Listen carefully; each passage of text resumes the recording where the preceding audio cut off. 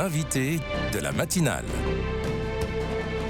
KTO Radio. Il y a environ 3 semaines en plein, pendant la COP29 à Bakou, 27 organisations religieuses des États-Unis, d'Afrique du Sud et d'Europe, notamment occidentale, ont annoncé s'être désengagées de tout investissement dans les énergies fossiles. Parmi elles, une communauté et 2 diocèses français ont répondu à cet appel lancé par le mouvement Laudato Si, dont le diocèse de Grenoble-Vienne. Et notre invité n'est autre que l'économe de ce diocèse en Isère, Jean-Michel Mithieu. Bonjour. Bonjour. Merci beaucoup d'être avec nous ce matin. Vous êtes donc à l'origine du verdissement des finances du diocèse de Grenoble. On dit que les placements financiers ont une empreinte carbone comme un impact social également. Qu'est-ce que ça veut dire ? L'économie et le principe du système des finances sont pas des réalités désincarnées. En réalité, elles sont dans l'économie réelle, comme on dit, et donc forcément, il y a un impact sur la manière dont on place notre argent et en termes d'écologie, mais aussi de questions sociales, environnementales, de justice et ainsi de suite.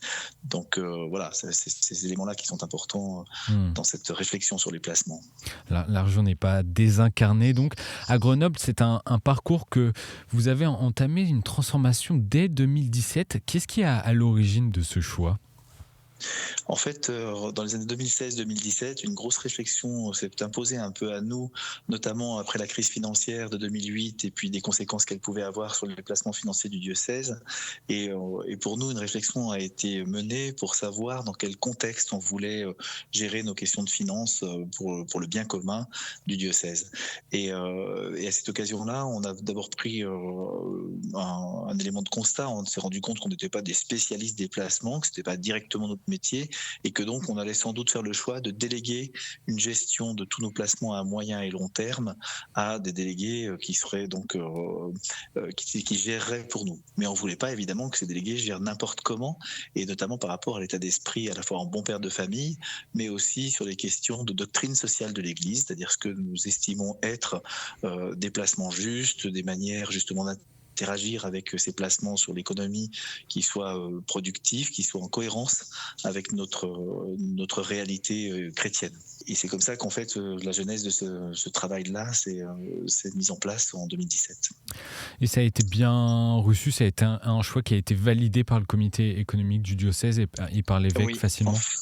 C'était justement un choix qui était demandé, une réflexion qui venait du Conseil des affaires économiques lui-même, auquel le père de Kérimel, l'évêque de l'époque, était sensible. Et donc on a travaillé dans cette direction-là, notamment sur les 8 critères de doctrine sociale de l'Église, qui sont la dignité de la personne humaine, le bien commun, la subsidiarité, la charité, la solidarité, la destination universelle des biens, la justice et les choix préférentiels pour les pauvres. Donc ça a été ça qui a vraiment drivé le travail. Et donc toutes les finances du diocèse doivent aujourd'hui respecter par rapport aux placements financiers ces valeurs-là, les valeurs de la doctrine sociale de l'Église. C'est ça, autant que faire se peut, parce qu'il ne faut pas être non plus naïf. La réalité des finances mondiales, de la complexité des produits, etc., fait que c'est pas très facile de piloter ça. Mais on tend à cette orientation générale assez précise. Et dans notre charte, on a mis en place notamment un comité finance qui suit quasi tous les mois ou tous les 2 mois au maximum le travail de nos gestionnaires, qui les interroge sur un certain nombre de lignes et qui leur demande des éléments complémentaires de renseignements, etc., pour qu'on soit au clair sur la manière dont c'est géré, et parfois, du coup, qu'on renonce à tel ou tel placement en termes de lignes dans nos fonds dédiés.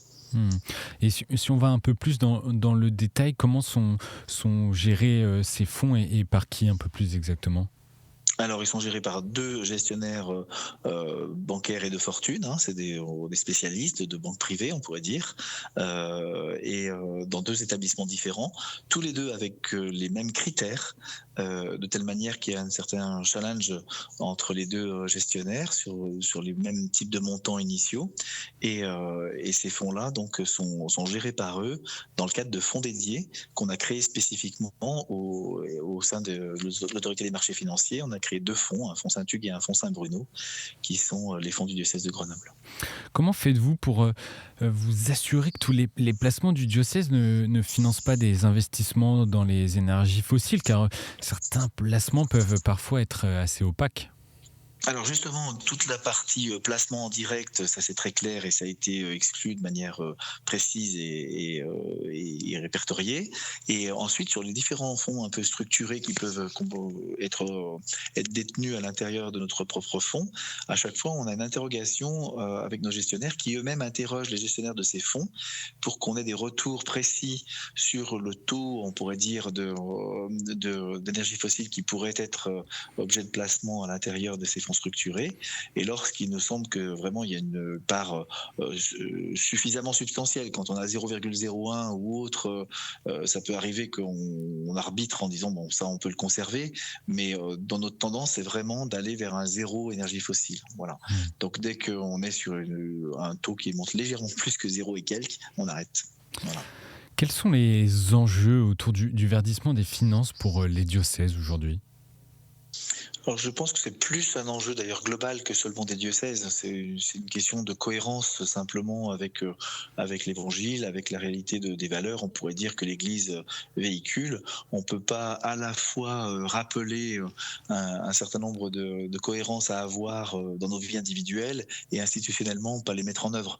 Donc c'est ça qui est compliqué au départ à mettre à faire enclencher. Mais une fois que c'est enclenché, on rentre dans un cercle vertueux. On pourrait dire de contribution à un monde meilleur, à un nouveau monde. Voilà. Qu'est-ce qui a été compliqué à mettre en œuvre dans ce changement, dans cette évolution de vos finances depuis 2017 ? Alors je ne trouve pas qu'il y a eu de grosses complications en réalité. Il y a eu plutôt quelques freins, notamment par rapport au niveau de produits financiers qui pouvaient en sortir. Plusieurs interrogations en se disant est-ce qu'on va pouvoir avoir les produits financiers qu'il nous faut pour équilibrer nos comptes. Dans la réalité, cette crainte n'était pas justifiée. C'est-à-dire qu'on ne peut pas dire aujourd'hui de manière certaine qu'en faisant des choix comme cela, on perd des résultats financiers. Puisque déjà, au préalable, nos modalités de placement n'étaient pas des modalités de placement autres qu'en bon père de famille. C'est-à-dire qu'on ne faisait pas des coûts financiers en choisissant des placements qui rapporteraient beaucoup d'un seul coup. Voilà, donc, in fine, c'était plutôt quelque chose d'assez facile à mettre en œuvre. Donc, il n'y a pas eu d'impact négatif sur vos finances? Vous n'avez pas forcément perdu d'argent, ouais. Non, on n'a pas senti un choix qui vraiment avait un impact sur les résultats financiers significatifs. On ne peut pas évidemment l'analyser très très finement parce qu'il faudrait faire des projections sur les placements qu'on aurait pu faire dans d'autres cas. Mais vraiment, la réalité de nos placements étant vraiment, je vous le répète, en bon père de famille sur des valeurs qui sont assez stables finalement, avec des progressions qui ne font pas trop de dents de scie, finalement non, il n'y a pas un impact important. Je ne serais même pas en capacité d'évaluer une perte réelle, je ne crois pas.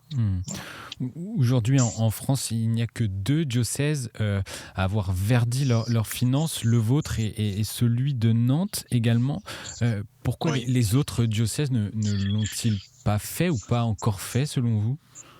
Alors, d'abord, je ne suis pas sûr que d'autres diocèses ne l'aient pas fait, parce qu'il y a aussi une décision volontaire d'adhérer à la charte qui était proposée par l'organisme Laudato Si. Donc, il est possible que certains diocèses n'aient pas fait cette démarche, mais aient déjà entamé un verdissement de leurs finances.